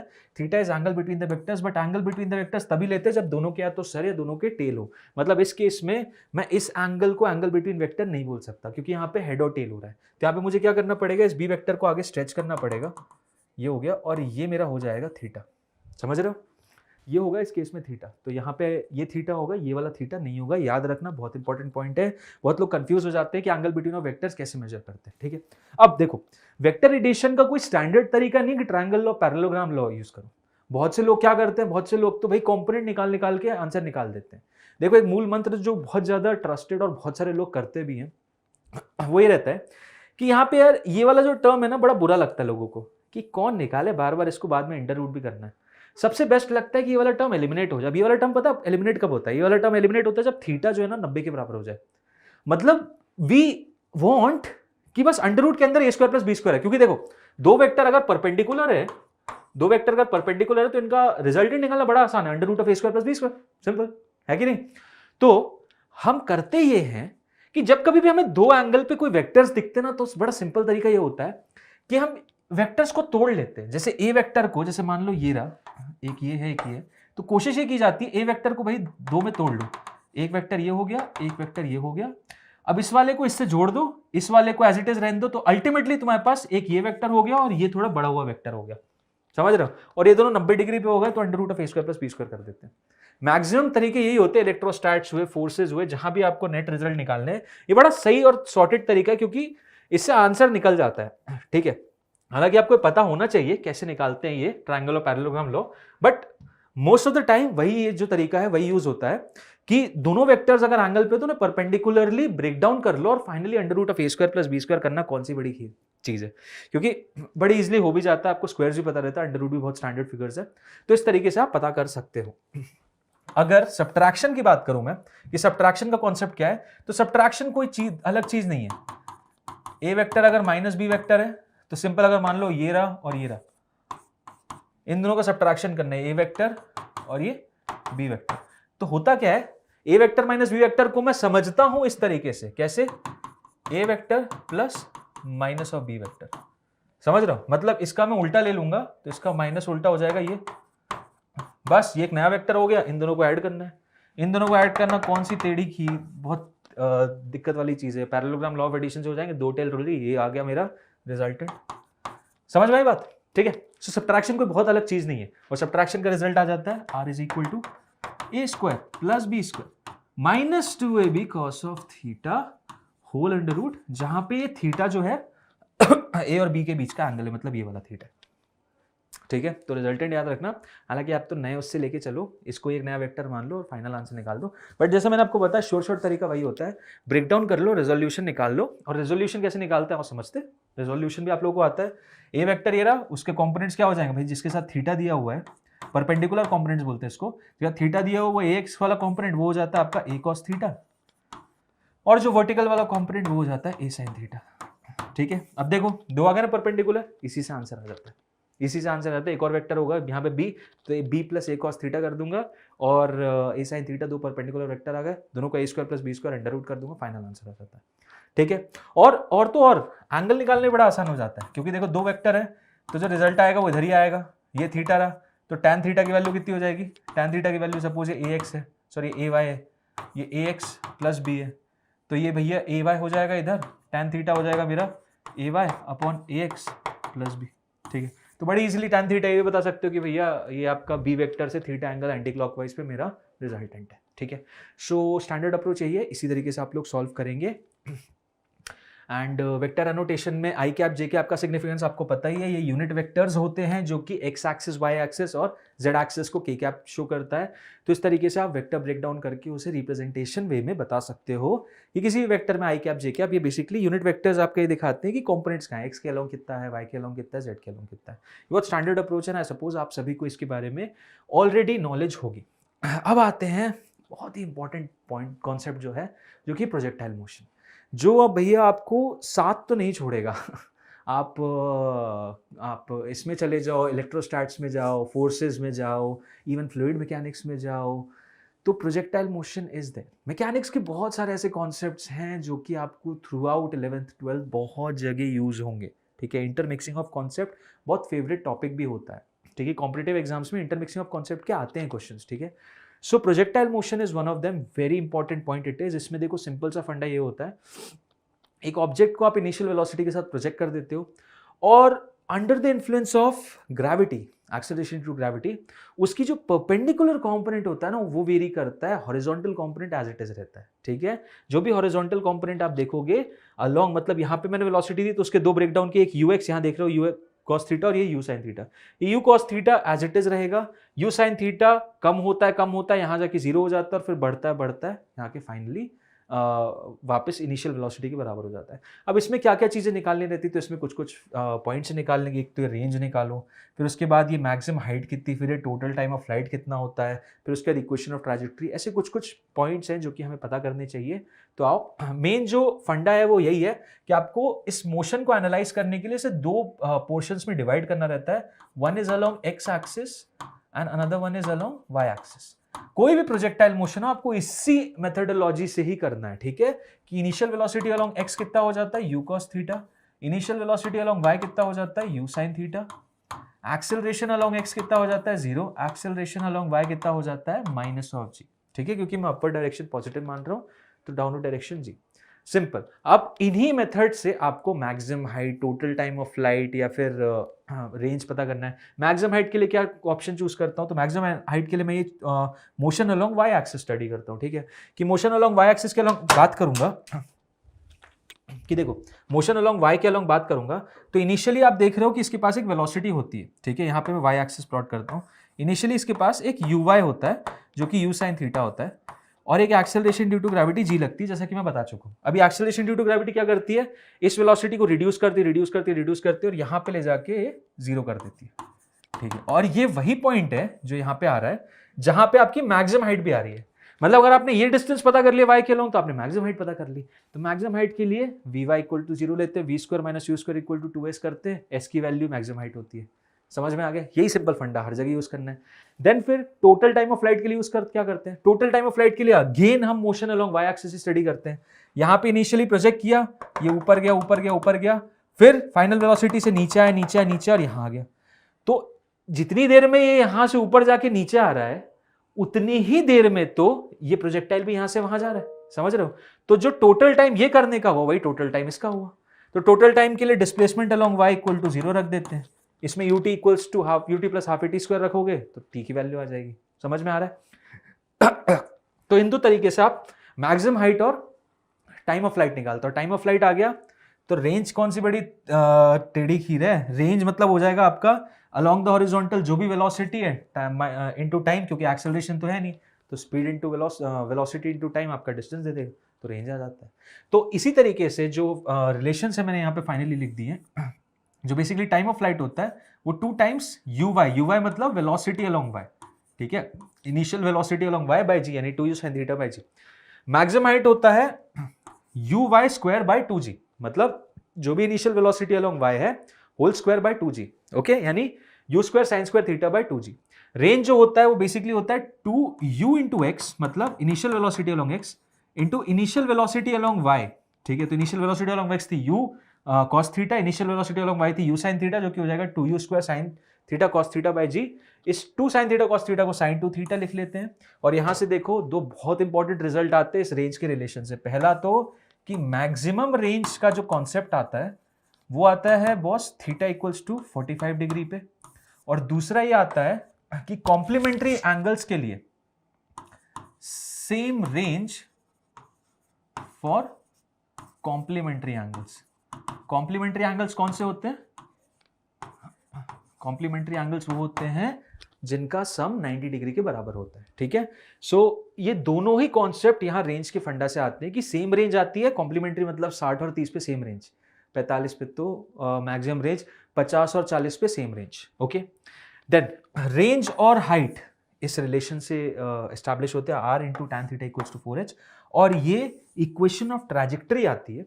इक्वेशन ऑफ ट्रैजेक्टरी कुछ नहीं, एक जनरल sy निकाल लो, ut plus half of at square ठीक है, और ऐसी एक जनरल एस एक्स निकाल लो, तो यू एक्स इंटू टी, और एक्सेलरेशन अलॉन्ग एक्स तो जीरो है तो लिख लो, बट कुछ आता नहीं, ये चीज़ तो जीरो ही हो जाती है। तो s x equals to u x into t और s y equals to u y into t into half of a y into t. यहाँ से टी की वैल्यू निकालना, इसमें रखना, तो ये ऐसी लंबी सी रिलेशन आ जाती है। ये रिलेशन बेसिकली क्या दिखाती है कि जो पाथ होता है ना वो पैराबोलिक होता है, ठीक है। This relation is basically depicting X square is equal to -4ay, ठीक है। X square equals to -4ay कुछ इस टाइप का कर्व होता है। X square equals to 4ay ऊपर की तरफ खुलने वाला, -4ay नीचे की तरफ खुलने वाला। तो यहाँ से समझ में आता है कि ओके जो पाथ है वो बेसिकली क्या है, पैराबोलिक है, ठीक है। ओके सर, ठीक है सर, मजा आ गया। अब चलो आओ ये क्वेश्चन करोगे आप लोग। Projectile is thrown with the speed of 100 meter per second at an angle 60 degree with the horizontal. Find the time after which its inclination with the horizontal range is 45 degree. Okay sir, ठीक है। हमने कितने से project किया? हमने project किया 60 degree से, ठीक है। और उसके बाद हमें पता करना है कि कितने टाइम के बाद ऑब्जेक्ट ऐसी पोजीशन पे पहुंच जाएगा जहां पे जो प्रोजेक्शन है वो 45 डिग्री है। कैसे पता करेंगे सर? ओके सर, जब तक कुछ नहीं आता तो चलो एक काम तो कर ही देते हैं कि कॉम्पोनेंट्स निकाल देते हैं। यहाँ पे 100 cos 60 और यहाँ आ जाएगा सर 100 sin 60, बिल्कुल सही, एकदम सही। ओके, एंड उसके बाद सर यहाँ पे कुछ वेलोसिटी तो होगी बिल्कुल, और उसका कॉम्पोनेंट यहाँ होगा v cos 45। हाँ यार, बिल्कुल सही बोल रहे हो आप, बिल्कुल सही बोल रहे हो। तो एक बात बताओ, मेरे को प्रोजेक्टाइल मोशन में ये तो पता है कि जो भी वेलोसिटी का चेंज आता है वो वर्टिकल के अलोंग आता है, मतलब जो वर्टिकल वेलोसिटी होगी वो चेंज होती है, हॉरिजॉन्टल तो कभी चेंज नहीं होती। हाँ जी बिल्कुल, मतलब जो हॉरिजॉन्टल यहाँ पे वो हॉरिजॉन्टल यहाँ पे भी होगी, हाँ ना, मतलब ये दोनों बराबर है ऑब्वियसली यार। यानी 100 cos of 60 मेरा v cos 45 के बराबर है। अरे यार, तो अब तो मैं आराम से निकाल दूंगा v की वैल्यू, है कि नहीं? कितना एक लाइन का आंसर था कि नहीं था? इसमें अब ट्रबल क्या करना, 100 cos 60 1/2 होता है, यहाँ √2 इधर मल्टीप्लाई करो 50 √2 आंसर आ जाएगा। समझ में आया कुछ? क्या वेलोसिटी होगी और टाइम बेसिकली आप कैसे पता करते हो? देखो वेलोसिटी पता कर ली, उसका टाइम, यहाँ मेनली क्वेश्चन वेलोसिटी का भी हो सकता है। और टाइम कैसे पता कर लोगे? टाइम के लिए आपको ये पता चल गया 50 √2 जो भी आ गया आंसर, इससे वर्टिकल वेलोसिटी पता कर देना, ये पता कर देना, और v is equal to u plus at कर देना, सब अलोंग y। आपको इनिशियल वेलोसिटी अलोंग y पता है, फाइनल पता है, एक्सेलरेशन अलोंग y पता है जी, टाइम तो निकल ही जाएगा, ठीक है। सो इस तरीके से आपको आंसर निकालना है। सपोज आपको एक क्लियर है और you need to find it. दूसरा क्वेश्चन है, particle is projected with an initial velocity of 20 i cap plus 30 j cap metre पर second, find r h and t। ये तो बहुत ही सिंपल है, बताऊं सिंपल क्यों है? क्योंकि इन्होंने क्या कर दिया, इन्होंने आपको वेलोसिटी v के हॉरिजॉन्टल और वर्टिकल कंपोनेंट दे दिए। ये आ गया आपका 20, ये आ गया आपका 30। अब r h और t निकाल लो। एंगल का अगर सोच रहे हो तो एंगल के लिए बिल्कुल टेंशन मत लो, ये हो गया आपका angle tan theta. tan theta basically कितना हो रहा है? tan थीटा हो जाएगा आपका 3/2। अब tan थीटा क्या होता है? p/b। तो यहाँ से आप sin थीटा भी निकाल सकते हो, cos थीटा भी निकाल सकते हो, और आराम से r का जो फॉर्मूला है u² sin 2 थीटा बाई जी, या 2u sin थीटा बाई जी, या u² sin² theta by 2g, उससे आप RH निकाल लेना। समझ में आ गया?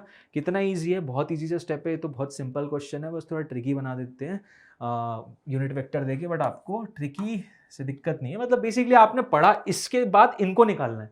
उन्होंने इसको दे दिया और पूछा अब ये बताओ, तो क्या दिक्कत है? इन्होंने एक स्टेप हमारी हल्की कर दी, क्योंकि हम इसके बाद इसको तोड़ते, उन्होंने पहले ही दे दिया, और बस थीटा निकालने की जिम्मेदारी हमें दे दी, तो हम निकाल लेंगे, हमें आता है, कोई दिक्कत तो है ही नहीं, ठीक है।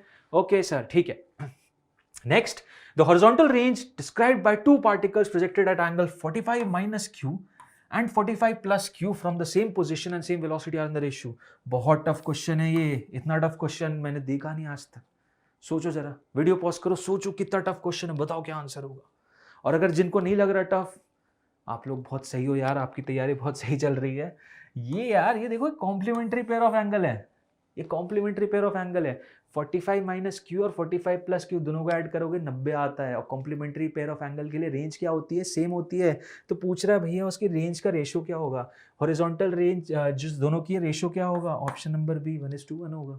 इसमें कुछ दिक्कत ही नहीं है, सिंपल सा सवाल था। क्लियर है? आई थिंक ये क्लियर है। अब देखो, कुछ अलग अलग केसेस ऑफ प्रोजेक्टाइल मोशन भी होते हैं। अलग अलग केसेस में क्या क्या आते हैं? सबसे पहले तो आता है कि आपने एक टॉप ऑफ द टावर से हॉरिजॉन्टली प्रोजेक्ट कर दिया, ठीक है। तो इस केस में क्या आता है, आपका जो uy रहती है वो 0 हो जाती है, ux आपकी कुछ रहती है, और बाकी ए वाई तो वही है माइनस जी, और ए वाई आपकी ए एक्स आपकी 0, ठीक है। ये केस तो एज इट इज रहता ही है। इस सिनेरियो में क्या आ जाता है इस केस में, और बाकी फिर वही बाकी सारी चीजें, ठीक है। अब यहाँ पे आपको बस हॉरिजॉन्टल रेंज निकालनी है, टाइम ऑफ फ्लाइट निकालनी है, टाइम ऑफ फ्लाइट के लिए वर्टिकल मोशन एनालाइज करना है, और उस टाइम से हॉरिजॉन्टल वेलोसिटी मल्टीप्लाई कर दो, रेंज पता चल जाएगी। इस सिनेरियो में क्या आता है, इस सिनेरियो में देखो इसका एक कॉम्पोनेंट आएगा और एक कॉम्पोनेंट आएगा, तो इसमें एक ही चेंज आता है बस कि ux तो आपका एज इट इज रहता है, कुछ इसमें रहेगा 10 cos 37, ux तो आपका एज इट इज ही रहेगा। देखो ux तो आपका 10 cos of 37 ही रहेगा, जो uy है ना वो नीचे की तरफ आएगा, जो कि हो जाएगा 10 sin 37, तो यहाँ पे uy का साइन जो है वो नेगेटिव आता है, माइनस साइन 10 sin 37, ठीक है। और ay तो आपको पता ही है माइनस जी, और ax तो भैया 0 ही है, ठीक है। सो बस एक माइनर चेंज कि यहाँ पे uy नेगेटिव। वापस वही टाइम पता करना है, वर्टिकल के लॉन्ग मोशन स्टडी करो, और यहाँ पे हाँ एस वाई इक्वल्स टू 0 नहीं होगा, डिस्प्लेसमेंट कितना हो जाएगा नीचे की तरफ h, यहाँ पे नीचे की तरफ 11। इस सिनेरियो में क्या होगा, इस सिनेरियो में जो आपका वर्टिकल के अलॉन्ग uy पॉजिटिव रहेगा, ठीक है, और डिस्प्लेसमेंट आपकी वही -11 मीटर। देखो इनिशियल पोजीशन ये रही, फाइनल ये रही, तो अल्टीमेटली कहाँ हो रही डिस्प्लेसमेंट, नीचे की तरफ, तो -11 इधर भी, -11 इधर भी। समझ में आ रहा है। केसेस ये भी हो जाते हैं कि यहां से आपने प्रोजेक्ट किया और यहां लैंड किया, तो इस सिनेरियो में क्या हो जाएगा, सेम सीन, बस यहाँ पे डिस्प्लेसमेंट अब ऊपर की तरफ होगी, तो यहाँ पे डिस्प्लेसमेंट पॉजिटिव होगी। फंडा सेम है, फंडा सेम है, प्रोजेक्टाइल बस अलग अलग लेवल पे है।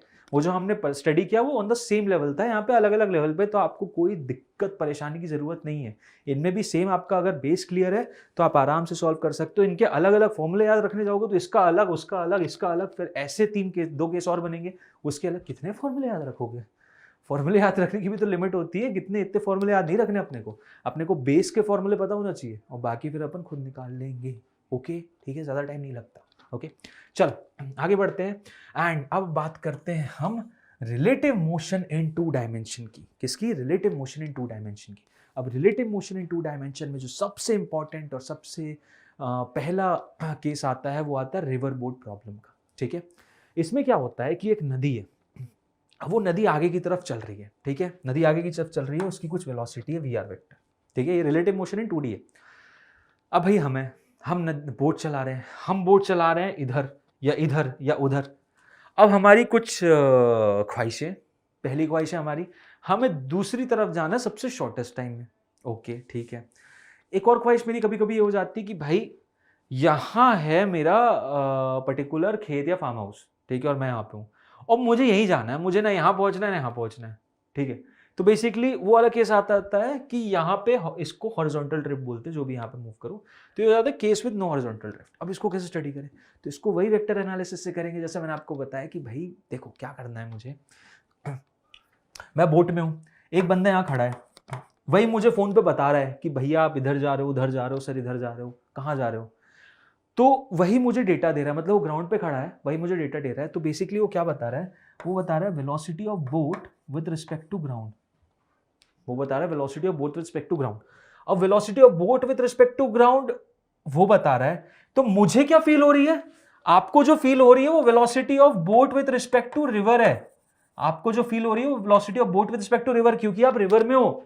जैसे मैं धरती पे हूं, धरती मूव हो रही है, तो मैं velocity with respect to earth बोलता हूं ना, ये थोड़ी बोलता हूं velocity with respect to sun, ठीक है। तो मैं रिवर में हूं, रिवर मूव हो रही है, तो मुझे नहीं पता चल रहा, मैं बोल रहा हूं velocity of boat with respect to river क्या है। ओके मुझे जानना ये है, क्योंकि यही सही बता पाएगा कि तुम इधर पहुंचेगी नहीं, तुम शॉर्टेस्ट टाइम में पहुंचेगी नहीं, तो मुझे निकालना है। अभी कैसे निकालूं, तो यहाँ पे हम इंट्रोड्यूस करते हैं रिवर का फ्रेम, और रिवर का फ्रेम इंट्रोड्यूस करते हैं, देखो क्या होता है, VBR प्लस VRG, ठीक है सर, ऐसे ही समझा था। ओके क्या सेंस बना रहा है, velocity of boat with respect to river पता है, हाँ सर ये रही velocity of boat with respect to river, okay good. Velocity of river with respect to ground पता है, अरे ये रही sir velocity of river with respect to ground, okay मतलब मुझे ये पता करने के लिए इन दोनों का वेक्टर सम करना है, हाँ भैया इन दोनों का वेक्टर सम करना है। ओके तो एक वेक्टर तो मेरा ये रहा, एक वेक्टर ये रहा, इनका वेक्टर सम करना है सर, बिल्कुल। लेकिन अब मैं वेक्टर सम वैसे नहीं करूंगा जैसे करते हैं ट्रायंगल और पैरेललोग्राम लॉ से, मैं क्या करूंगा, तो मैं इस वेक्टर को इससे जोड़ना है ना, ठीक है, ओके समझ लिया। अब एक काम करो, VBR के 2 कंपोनेंट ब्रेक करो, एक कंपोनेंट ब्रेक करो इसके अलोंग और दूसरा कंपोनेंट ब्रेक करो इसके अलोंग, जैसा मैंने बताया था। फायदा क्या, ये वाला कंपोनेंट इससे एडजस्ट हो जाएगा और कुछ इधर या इधर की वेलोसिटी पता चलेगी, और ये वाला कंपोनेंट इधर हो जाए, तो अल्टीमेटली मेरे पास दो कंपोनेंट बचेंगे जो कि परपेंडिकुलर होंगे, एक अलोंग हॉरिजॉन्टल, एक अलोंग वर्टिकल। बिल्कुल सही बात, बिल्कुल सही बात। तो आपकी वीबीआर का ये जो कंपोनेंट सपोज ये थीटा है, तो कितना हो जाएगा, ये जो कंपोनेंट हो जाएगा, this is going to be, इसको कैंसिल करो, ये जो मेरा कंपोनेंट होगा, this component over here is going to be VBR cos of theta। ठीक है, ये मेरा कंपोनेंट हो गया किधर, ऊपर की तरफ। इसका जो ये वाला कंपोनेंट होगा कितना हो जाएगा, ये हो जाएगा VBR sin of theta। ठीक है, ये कंपोनेंट हो गया इधर। इधर क्या कंपोनेंट है, इधर जो कंपोनेंट है वो है velocity of river with respect to ground. ठीक है, मतलब बेसिकली देखो तुम्हें तीन चीजें देखनी है, VRG, VBR sin theta, VBR cos theta. Okay, अच्छा अब देखो एक और मजे की बात क्या पता चली कि यार बोट जो है ना, बोट इन तीन वेलोसिटी के नेट सम से चल रही है, मतलब अगर उसे आगे की तरफ बढ़ना है, क्रॉस करना है, तो वो VBR cos थीटा ही करेगा, और उससे दाएं बाएं लेफ्ट राइट कहीं भी जाना है तो वो कौन करेगा, वो ये दोनों करेंगे, VRG और VBR sin थीटा मिलके बताएंगे कि बॉस बोट को इधर जाना है या बोट को उधर जाना है। समझ में आप लोगों को? तो इन तीनों का रिजल्ट, तो इसीलिए अब मैं मोशन को कैसे स्टडी करूंगा, motion along y direction. Motion along y क्या है, मोशन अलोंग वाई बड़ा सिंपल सा है, एक ही वेलोसिटी है, VBR cos थीटा है, दिख रही है आपको? तो मतलब जो ये बोट है, बोट की मान लो ये विड्थ है d, तो ये वेलोसिटी एक्सेलरेशन तो कुछ है नहीं, तो कितने टाइम में मैं यहां पहुंच जाऊंगा, ये टाइम हो जाएगा d अपॉन VB y वाला कंपोनेंट। ठीक है, velocity of boat with respect to ground का y कंपोनेंट जो कि कितना है, VBR cos थीटा। ओके, अगर मुझे इसे मिनिमम टाइम करना है तो क्या करूं, d को मिनिमम कर दो। नदी की डी कैसे मिनिमम कर सकता हूं, नदी तो उतनी अपने हिसाब से चल रही है। ठीक है, VBR बढ़ा दो, चलो बढ़ा दी VBR मैक्सिमम, और मिनिमम करके बताओ अब, और किसको, इसको कैसे मैक्सिमम, अच्छा हाँ cos थीटा को मैक्सिमम कर देते हैं, तो cos थीटा को मैक्सिमम कैसे कर सकते हैं, cos थीटा की वैल्यू 1 यानी थीटा इक्वल्स टू 0, तो cos थीटा 0 कर दोगे तो मिनिमम टाइम आ जाएगा। मिनिमम टाइम मतलब क्या होता है, d अपॉन VBR। इसका मतलब आप जो बोट थी ना, आप पहले इधर जा रहे थे, आप वो एंगल रखो ही मत, आप ये जो एंगल रख रहे थे इसको रखो ही मत, आप सीधे ऊपर की तरफ जाओ, ये आपकी VBR होनी चाहिए और VRG इधर होनी चाहिए, तो आप अल्टीमेटली इन दोनों के नेट सम से पहुंचोगे। हालांकि यहाँ पे ये आपका फाइनल पॉइंट होगा, फाइनल लैंडिंग पॉइंट, लेकिन आप सबसे कम टाइम में पहुंचोगे। ठीक है, समझ में आया, ये मिनिमम टाइम का रिलेशन होता है। ठीक है, आओ एक्स के अलोंग मोशन भी स्टडी करते हैं। मोशन अलोंग एक्स एक्सिस कैसे पता चलेगा भाई, मोशन अलोंग एक्स एक्सिस पता चलेगा आपकी velocity of boat along x into time से। ठीक है, अब velocity of boat along x कितनी थी, वो sir VRG minus VBR sin theta थी। देख लो VRG उधर है, VBR sin थीटा, तो ये माइनस ये आपकी वो थी। ठीक है, ओके, इनटू मैं कितने समय में क्रॉस कर रहा हूं वो मैं निकाल चुका हूं, d upon VBR cos theta. Okay, इतने समय में, तो ये मेरी पोजीशन अलोंग एक्स होगी। अब सोचो, मुझे मैंने क्या बताया था आपको, कोई केस बनता है कि मुझे यहां से चालू होना और वहीं पे जाना है, मुझे एक्स के अलावा मूव ही नहीं करना, मुझे चाहिए भैया मेरा हॉरिजॉन्टल एक्स जो है 0 हो जाए। ओके, इसको 0 करना है ना, तो एक काम करो, इस पूरे एक्सप्रेशन को 0 कर दो, d को तो 0 कर नहीं सकते, इसको इन्फिनिटी कर नहीं सकते, इन दोनों को बराबर कर दो। तो यानी कि अगर VRG और VBR sin theta, if VRG is equal to VBR sin of theta, तो बेसिकली क्या हो जाता है, हॉरिजॉन्टल ड्रिफ्ट 0 हो जाती है, हॉरिजॉन्टल ड्रिफ्ट 0 हो जाती है, मतलब मैं सेम ऑपोजिट एंड पे पहुंचता हूं। और यहाँ पे एंगल कितना होना चाहिए, अगर मुझे हॉरिजॉन्टल ड्रिफ्ट 0 चाहिए तो sin theta should be equal to VRG upon VBR। इतना एंगल होगा, इतना एंगल होगा, तो यस मैं ऑपोजिट एंड पे पहुंचूंगा। आई थिंक आपको ये समझ में आ रही हैं चीजें, बहुत इंपॉर्टेंट चीजें हैं, डायरेक्ट क्वेश्चन आते हैं इनसे, तो प्लीज समझने की कोशिश करो। बहुत प्रॉपर तरीके से मैंने आपको वेक्टर एनालिसिस से बताया कैसे हम सॉल्व करेंगे। ठीक है, आगे बढ़ते हैं नेक्स्ट सवाल की तरफ। इसमें एक बहुत अच्छी सी ट्रिक है। ठीक है, ये basically collision of two projectiles का केस है। ठीक है, कि दो प्रोजेक्टाइल का केस है, यहाँ से एक को प्रोजेक्ट किया, यहाँ से एक को, इनके इंडिविजुअल ऐसे पाथ होंगे इनके इंडिविजुअल पाथ होंगे। अब हमें ये बेसिकली पता करना रहता है what is the conclusion whether they will collide in air or not. So condition of collision in air जो होती है, बड़ी सिंपल से मैं आपको बता देता हूँ। इस वेलोसिटी का जो वर्टिकल कंपोनेंट है और इस वेलोसिटी का जो वर्टिकल कंपोनेंट है, ये दोनों बराबर होने चाहिए। अगर ये बराबर है तो कोलिजन हो जाता है। ठीक है, हाँ, इनकी रेंज ऑब्वियसली इतनी नहीं होनी चाहिए कि यहीं गिर जाए और यहीं गिर जाए, तो कोलिजन तो हो ही नहीं सकता। रेंज ऑब्वियसली इंटरसेक्ट करनी चाहिए, इसकी रेंज इतनी बड़ी होनी चाहिए कि इसकी रेंज को आगे बढ़ जाए और इसकी रेंज इधर आ जाए। ठीक है, तो अगर ऐसा केस है तो V1 साइन ऑफ थीटा 1 और v2 sine of theta 2। So condition of collision जो है बेसिकली, कंडीशन ऑफ कोलिजन यही है कि v1 sine of theta 1 should be equal to v2 sine of theta 2। अगर ये सिनेरियो है तो कोलाइड करेंगे, ठीक है। शॉर्ट सी ट्रिक है, आप लोगों को पता होनी चाहिए, ठीक है, ओके। और अच्छा कितनी देर बाद कोलाइड करेंगे वो कैसे पता करें? तो अगर सपोज टोटल डिस्टेंस इन्होंने d दे रखा है, तो d upon time after collision, इसका फॉर्मुलेशन याद रख लो, टाइम फॉर कोलिजन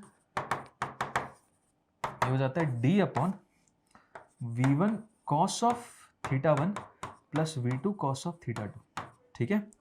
ये इनकी बेसिकली वेलोसिटी ऑफ अप्रोच होती है, किस वेलोसिटी से एक दूसरे की तरफ आ रही है, ओके। सो v1 cos theta 1 plus v2 cos theta 2 d upon ये कर दोगे तो आप टाइम ऑफ कोलिजन कितने टाइम में लोग कोलाइड करेंगे समझ में आ जाएगा, ठीक है। सो आई थिंक ये पूरी चीज आपको क्वेश्चन क्लियर है, ये ट्रिक भी समझ में आ गई। तो आओ third and final case study समझते हैं, मोशन, रिलेटिव मोशन इन 2D का, जो कि है रेनफॉल मैन प्रॉब्लम। अब रेनफॉल मैन प्रॉब्लम का सेम सीन ये रहता है कि भाई बारिश से बचना है, इसीलिए कॉन्सेप्ट पढ़ रहे हो, ठीक है। ये कॉन्सेप्ट पढ़ने का मेन ही सीन ये है कि आपको बारिश से बचना, आपको भीगना नहीं है, क्योंकि भीग गए तो सर्दी जुकाम हो जाएगा, सर्दी जुकाम हो जाएगा तो वैसे ही वायरल हो जाएगा, पढ़ पाओगे नहीं, दिक्कत हो जाएगी, छुट्टी मिलती नहीं है, छुट्टी लेनी पड़ जाएगी, बहुत बैकलॉग चढ़ जाएगा, बहुत सारी प्रॉब्लम है। तो मेन सीन क्या है इस चीज़ को पढ़ने का कि हमें बारिश से बचना है, ठीक है। अब बारिश से कैसे बचें? तो बारिश से बचने के लिए हमें एक बहुत इंपॉर्टेंट चीज़ पता होनी चाहिए कि यहाँ पास छतरी होनी चाहिए, और छतरी पकड़ना कैसे है, तो छतरी पकड़े कैसे कि बारिश से बच जाए, ये जरूरी है। मतलब छतरी नहीं है तो फिर कॉन्सेप्ट पढ़ने की जरूरत नहीं है। सबसे पहले तो एक छतरी खरीद लेना, और उसके बाद फिर यहाँ पे समझेंगे हम छतरी पकड़ते कैसे हैं। तो देखो सुनो ध्यान से, यहाँ पे पूरा जो इसका मेन गेम है वो ये है कि velocity of rain with respect to man पता करो। मैन की फ्रेम से, तुम ही मैन हो, तुम्हारे लिए रेन कैसी गिर रही है तुम्हें पता करना है, ठीक है। अब वो कैसे पता करेंगे? बीच में डालेंगे ग्राउंड फ्रेम, तो VRG plus VGM। velocity of rain with respect to ground makes sense, but velocity of ground with respect to man doesn't make sense. Flip it up. When you flip it up, what happens? It turns out to velocity of rain with respect to ground minus velocity of man with respect to ground, and see, there you have. आपको velocity of rain with respect to man पता करना था, you have that. इन दोनों vectors को add करना है, मतलब इसका VRG plus minus of VMG, इन दोनों को ऐड कर दोगे, you have it. You have the velocity of rain with respect to man. और अगर ये पता चल गया तो इसके ऑपोजिट डायरेक्शन में छतरी को होल्ड कर लेना, बारिश से बच जाओगे, छुट्टी भी नहीं लेनी पड़ेगी। समझ में आया? सिंपल सा गेम है। तो देखो जैसे सपोज यहाँ पे मैन ही मूव कर रहा है, ये velocity of man respect to ground हो गया, velocity of rain respect to ground का नीचे की तरफ, ओके। कैसे करें सर, कैसे करें? क्या करना है मुझे? VRG और प्लस ऑफ VRG वेक्टर को माइनस ऑफ VMG वेक्टर से जोड़ना है, ठीक है। तो VRG वेक्टर कहाँ है? VRG वेक्टर ये रहा, ओके सर। VMG वेक्टर कहाँ था सर? वो तो इधर था, VMG वेक्टर तो इधर था, ओके। बट मुझे VMG वेक्टर नहीं जोड़ना, उसको मुझे नेगेटिव जोड़ना है। नेगेटिव मतलब ये हो जाएगा, ठीक है सर, ये हो गया। तो एक वेक्टर इधर है, एक वेक्टर इधर है, कौन सा लॉ ऑफ एडिशन यूज करूंगा? Parallelogram, okay. पैरेललोग्राम बना है, ये देखो ये डायगोनल, ये रहा मेरा velocity of rain with respect to man, ठीक है। माइनस नहीं नेगेटिव है। So velocity of rain with respect to man कहाँ आ गया? इस डायरेक्शन में। मतलब मैं अगर ऐसे खड़ा हूं तो रेन मेरे को ऐसे गिर रही है, तो मुझे छतरी कैसे पकड़नी है? मुझे छतरी इस तरीके से पकड़नी है, समझ में आया? छतरी इसके ऑपोजिट डायरेक्शन में, the direction in which I should hold the umbrella has to be opposite to velocity of rain respect to man, then I will avoid myself from getting drenched. Okay, I think it's clear. Let's solve a numerical. So rain is falling vertically at a speed of 10 meter per second. Okay, and a man is moving with a velocity of 6 meter per second. True. Find the angle at which the man should hold his umbrella to avoid getting drenched. Very simple it is. What do we need to find? Velocity of rain with respect to man. Cool sir. G डालो इसमें, VRG minus VMG. Okay, इन दो vectors का addition करना है, मतलब VRG vector को minus VMG vector के साथ जोड़ना है, okay. So velocity of rain respect to ground is this, perfect. Velocity of man respect to ground is this, but we need to add negative of VMG, so this is minus VMG, this is VRG, okay. इनके magnitudes क्या है? ये है 10 और ये है 6, तो ये हो गया मेरा velocity of rain respect to man. कितना मैग्नीट्यूड आ जाएगा? Under root of 6 square plus 10 square, right? सही बोल रहा हूं मैं? Yes, velocity of rain with respect to man हो जाएगा under root of 10 square plus 2 under root of 136, ठीक है। Yes, perfect. तो यहाँ पे आपको अलग-अलग सिनेरियो, कभी-कभी रेन रिस्पेक्ट टू मैन दे सकते हैं, कभी रेन रिस्पेक्ट टू ग्राउंड दे सकते हैं और मैं एमजी पूछेंगे। तो वेक्टर एडिशन करके आपको इसको सॉल्व करना है, ठीक है? सो आई थिंक ये एंटायरली आप सभी को क्लियर है and with this we actually come to an end to this particular session. I suppose you have liked it, आपको बहुत सारे इनसाइट्स मिले होंगे, काफ़ी अच्छी अवेयरनेस मिली होगी काइनेमैटिक्स के कॉन्सेप्ट से and it's time for a bye-bye. We'll meet in the next session with a very new topic of Newton's laws of motion and do watch that session entirely. मिलते हैं next session में, till then bye bye and happy learning.